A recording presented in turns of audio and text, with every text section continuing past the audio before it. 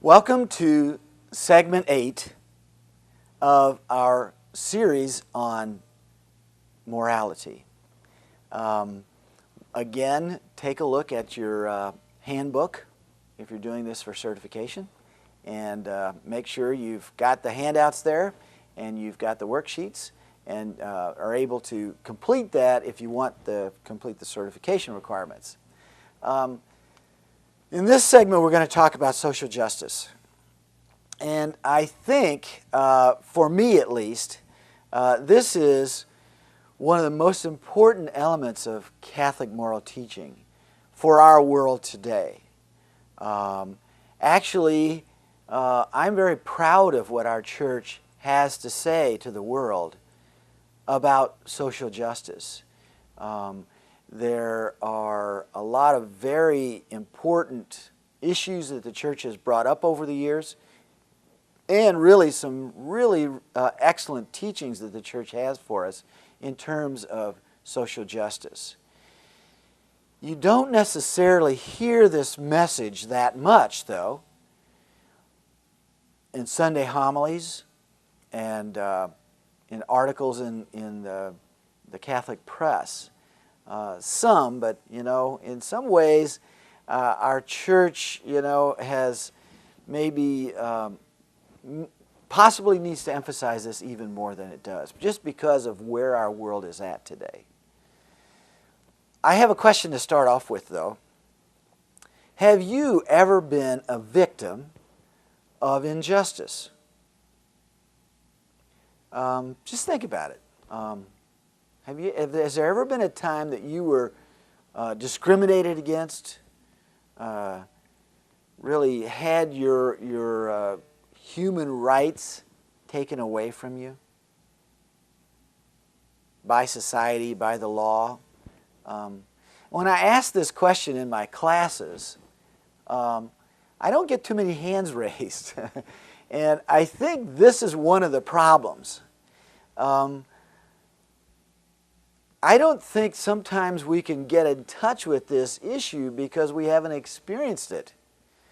Most of us white middle-class Americans haven't been treated unjustly, at least by society. Maybe you felt like when you were a kid your mom and dad favored your other brother or sister more than you. I don't know. But, there's a lot of times we have a little bit of trouble engaging with this justice issue. And to an extent, there's a lot of denial about the injustice that exists in our society. I think a lot of us want to think that the United States of America is a country of great opportunities for everybody, as long as you're a law-abiding citizen. The slavery and discrimination against blacks is part of the past. There's really no poverty in our country to speak of. Anybody who really wants to work hard can make it. But people on the bottom end, people that maybe have a different color than some of us, might think very differently about this, might have a very different answer. What do we mean by justice? Well, first of all, I'd like to clarify that when we speak of justice or social justice, we're not using that word in the kind of legal sense to bring a criminal to justice. If somebody disobeys the law, they've got to be punished, they've got to be brought to trial or something like that. That's one meaning, but that's not the meaning that we're trying to use here. Social justice and the social justice teachings of the Church address the issue of human rights and whether or not they're being respected. The Church, and really, I think human nature, and this is part of natural law again, because of who we are as human beings, and Our Constitution in the United States, our Declaration of Independence say that we have certain inalienable rights. And what are these rights? Well, the Declaration of Independence says life, liberty, and a pursuit of happiness. And I think in many ways what the church has done is kind of expand on these to clarify them a little bit.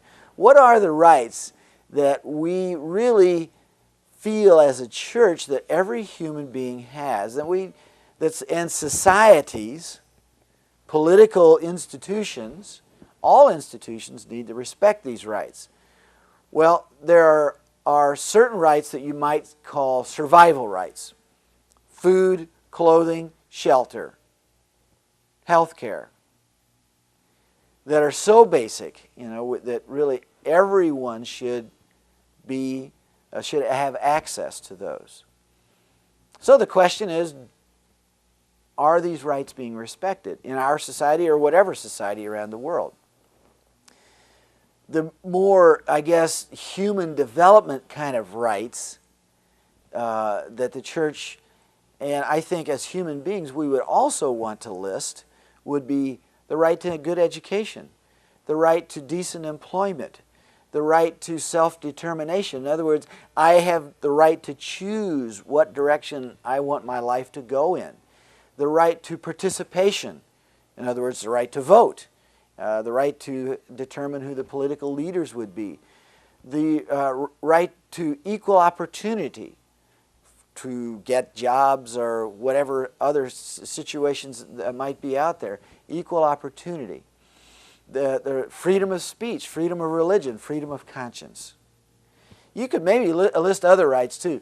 Those are, I think, some essentials that we would say society ought to provide these.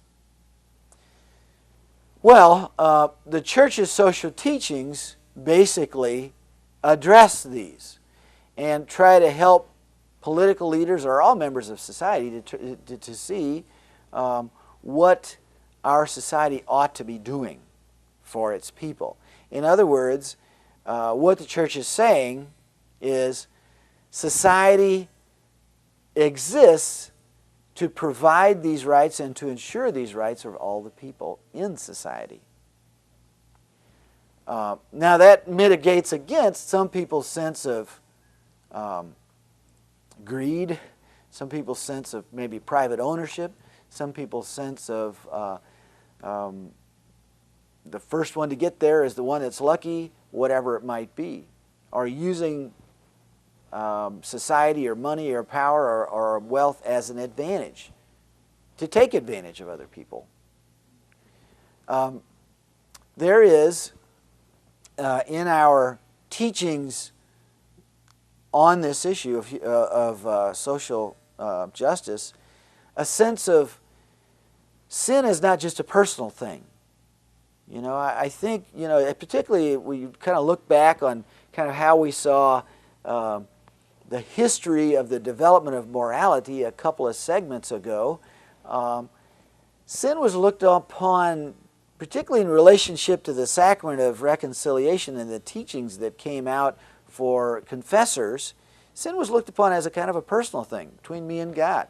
And I had to go to the sacrament of reconciliation, get it forgiven.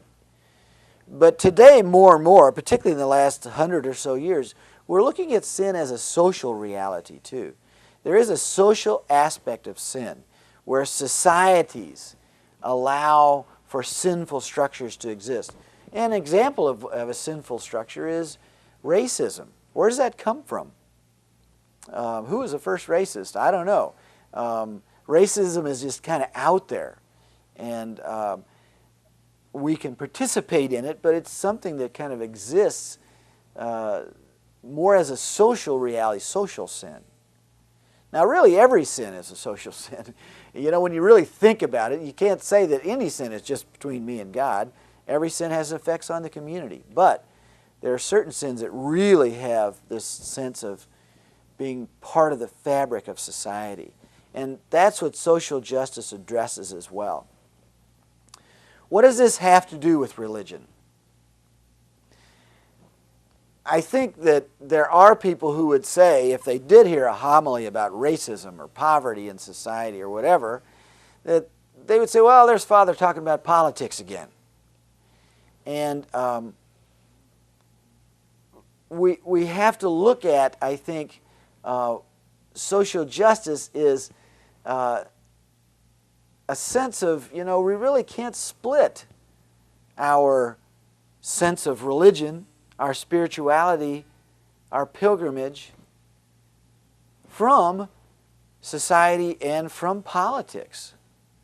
Now, I think it is a problem with if in church that we're really maybe campaigning for particular political parties, but to really talk about political issues is important. We're going to talk about respect life as well, and there we really have gotten deep into politics. Well, I think in social justice we do as well. Jesus in Luke chapter 4, verse 16, when he announces his mission to the world, quotes the prophet Isaiah and says, basically he's here to free the captive, to lift up those who are impoverished. It's got a very social kind of theme to his mission. It is the kingdom of God, as we mentioned before. The kingdom of God is about society and God's vision for society. So I think we would have to say as Christians that our faith has social dimensions. Now, one of the things that I want to make sure that we clarify is there is a difference between charity and justice. That is just key, because as Catholics, as Christians, as Americans, we are really good at charity. We're very generous. Sometimes we're a little bit hesitant or not as committed on the justice side. And the justice side is really more challenging.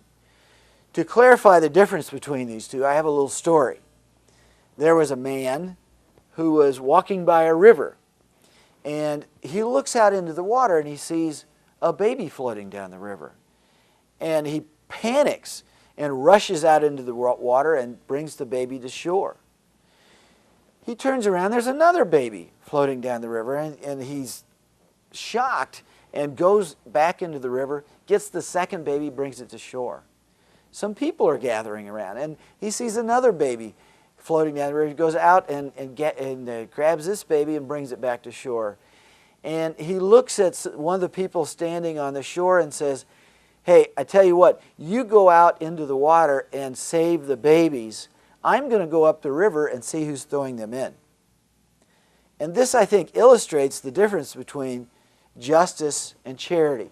Charity really addresses the need and responds to the immediate need. Some people are hungry, they need food. Some people are without clothes, they need clothing. Some people need shelter. Some people need an opportunity to get a job, on and on and on. There is a need that we can address immediately. Direct service, really. Justice is different. It asks the questions, why are these things happening?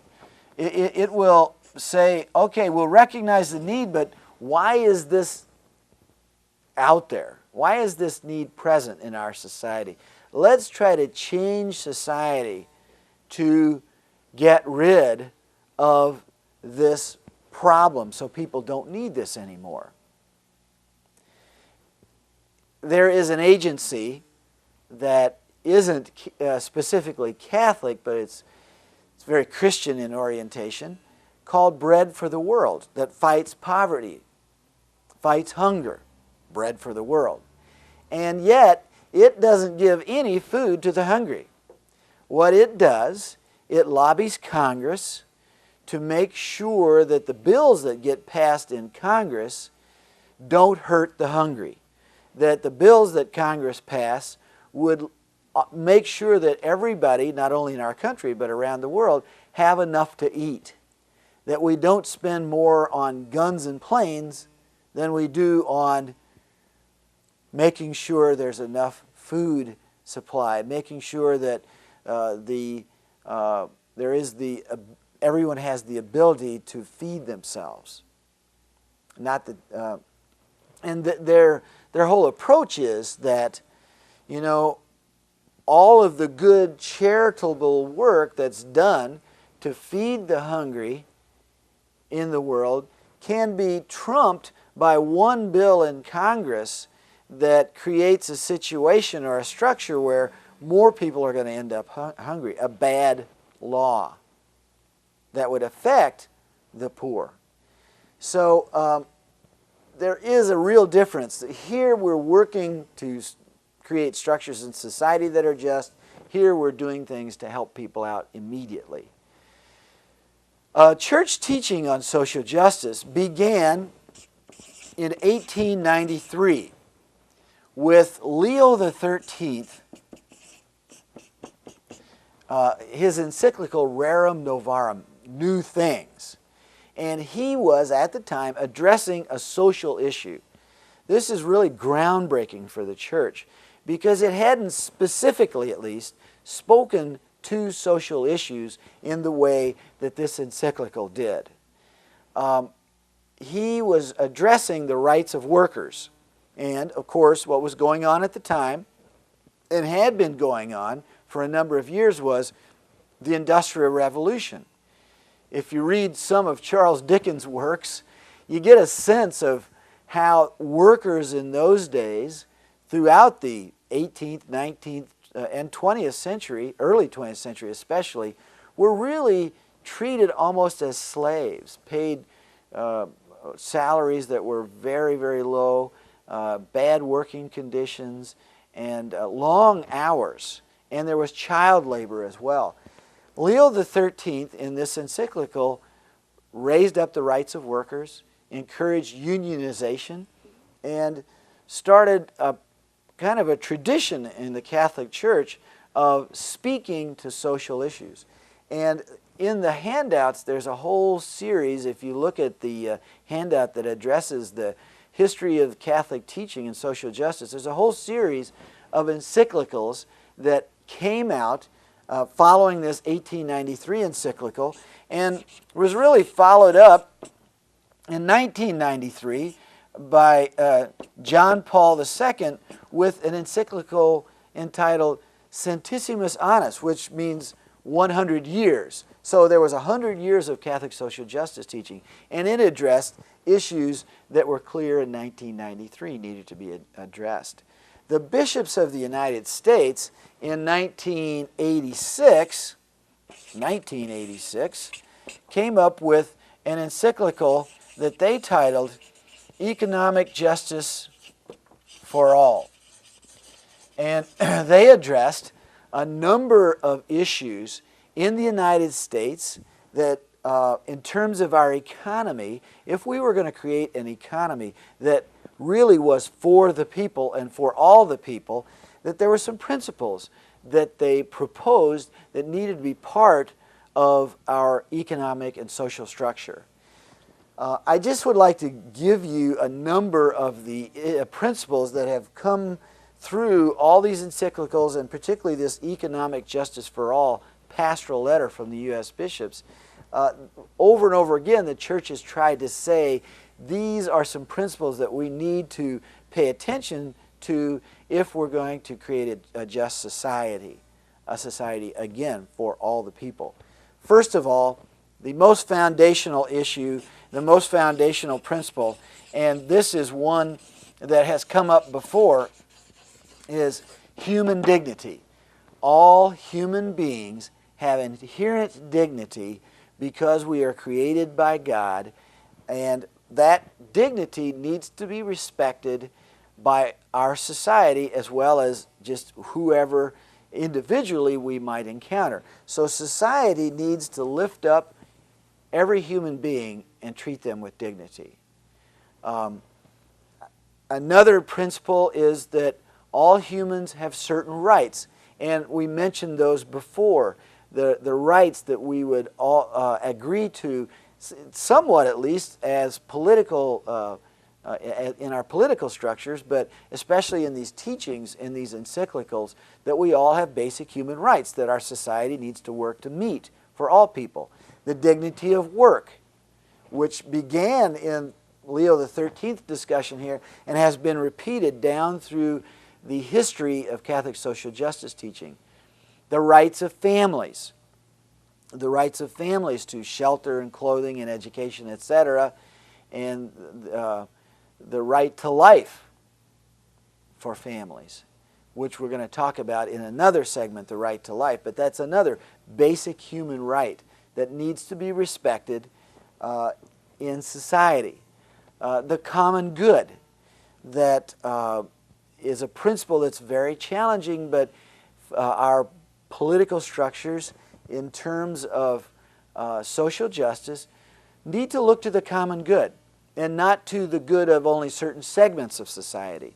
The rich or more powerful tend to get the gravy, I guess you'd say, and this right to the sense of justice for the common good, looking to the good of all people in society, is a principle that's very important. Solidarity, which John Paul II really talked about quite a bit in his tenure as Pope. We all are interconnected. We're all part of the human family. We all need to see ourselves as being in solidarity with everyone else, all people, whether they're like us or not, instead of having sort of maybe divisions in society. Some people gain, other people don't gain, or some people gain at the expense of others. Care of the earth, which admittedly the church hasn't talked about that much in the past. It's come up quite a bit more in the last number of years, but our ecology is something that's part of this social justice issue that we have to be looking at. What are we doing to the earth? The whole global warming issue these days is just evidence of this, that what we do affects not only other people, but it affects our environment, and unless we take care of things, we really threaten ourselves, threaten actually life on earth. Some of the issues here can be hard to kind of engage with if we've never experienced anything but maybe our own little corner of the world. In a recent gathering, a class that I was doing and talking about this issue, I asked the group, there was probably 15, 18 people in the room, if they have ever been to a third world country. And no one raised their hand. I think it's just crucial for us as Christians to kind of get out of our comfort zone a little bit on these issues. It's easy to be anti-immigrant if we have never met any immigrants and know their story. It's easy to look down on people of other races if we've never been in touch with their experience. It's easy to think that I want to throw the key away, that lock people up, inmates in prison, throw the key away, and just really look down on them if I've never had any kind of experience with people's lives where maybe because of lots of circumstances, they've ended up in prison. It may be easy to look down on other countries if I've never had a chance to experience those other countries in any way, even as a tourist, if I just stay in the tourist areas. I think it is vitally important for us to find a way as Christians to get in touch with people who haven't had the advantages that we've had. One of the really important principles in economic justice for all is this one: the option for the poor. And this might be a little hard to kind of get a sense of what the heck is this. The bishops in this pastoral talk about the preferential option for the poor. It's what Jesus did. In other words, he went out to the people in his country who were down and out, who were looked upon as outcasts, who were looked upon as sinners. He got in touch with them and lifted them up. He healed them. He forgave the sinners. He tried to help bring a consciousness and awareness to folks who maybe were out of touch with the poor of what the circumstances of the poor were. So our church is calling us, when they say that we as Christians need to have a fundamental option for the poor, they're saying that we need to be aware of the plight of the poor, whatever poor might describe, poor in education standards, poor in opportunities, poor in poverty, poor in terms of discrimination, and be able to say, I am going to make sure that in my life or in my parish or in society that I take care of those people. I reach out in some way to those people and try to understand them. There's lots of agencies that are going to help us do this. The United States Catholic Conference of Catholic Bishops, usccb.org, the Missouri Catholic Conference, Bread for the World, as I mentioned before. There's an agency called Network, a social justice network. That's a lobbying agency in Washington. And Center of Concern are just a number of agencies that if you Google these agencies, you will find out how you can get involved with social justice actions and opportunities. So I encourage you to do that. The handouts that are available with the manual will give you some more information on how to take action. As Christians, we really need to do that.